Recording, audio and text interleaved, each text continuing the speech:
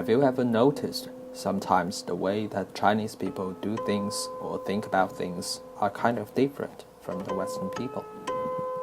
From the big issues like most of Chinese people don't really have a religion, to the daily performances such as Chinese parents always force their children to work very hard. Have you ever wondered why do they act like that? In fact, the formation of this behavior logic of Chinese people is quite complicated. Maybe it can be attributed in their history, or the logic of language they speak, or even the environment of land they lived in. To help you to understand Chinese people better, I made this series of videos to explain some of this to you.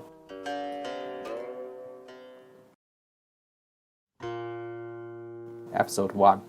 Why Chinese people prefer a big government than a much freer political arrangement?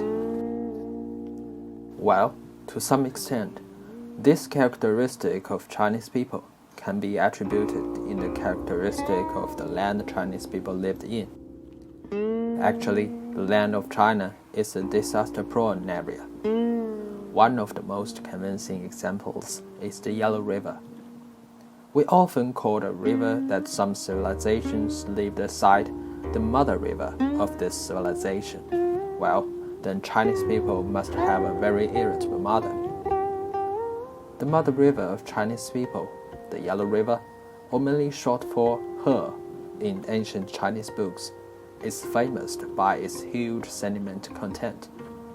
This characteristic makes this river quite easy to eruptive flood. In Chinese history record, there were at least 1,573 times of Yellow River floods. Well, about every 3 years a time. The range these floods affected covered the entire North China Plain. One evidence is that the estuary of Yellow River changes widely. Some of the times, the Yellow River flew into the Bohai Gulf near Beijing, and some other times it would seize the channel of Huaihe River and flew into the Yellow Sea near Jiangsu province. China's history books are filled with people suffering from this kind of disasters, sometimes flood, like we mentioned, and sometimes drought in the extreme opposite way. Therefore, there are no other ways except gathering people together to build some water projects to fight against those disasters. Tracing back to the very beginning of the Chinese civilization, the very first kingdom recorded in Chinese history book, Xia Dynasty, was founded by a legendary hero Yu.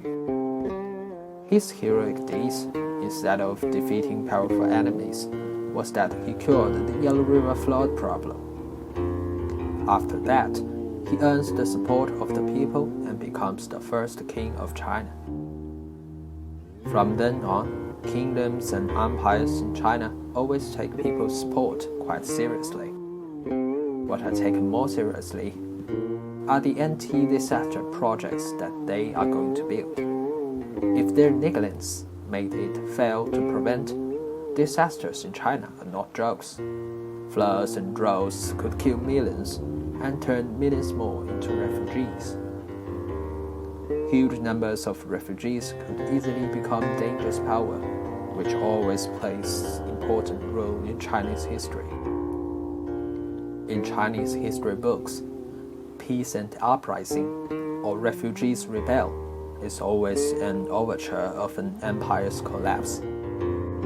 Sometimes, civilian rebel leaders could even take over the entire domination.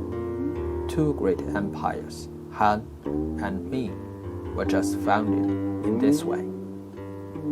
Therefore, in thousands of years of Chinese history, the relationship between civilian and nobleman can be concluded by a very famous saying from one of the greatest emperors here. Water can carry a boat, but can also overturn it. Thus, boats need to act very carefully to make sure the water is at peace, don't they?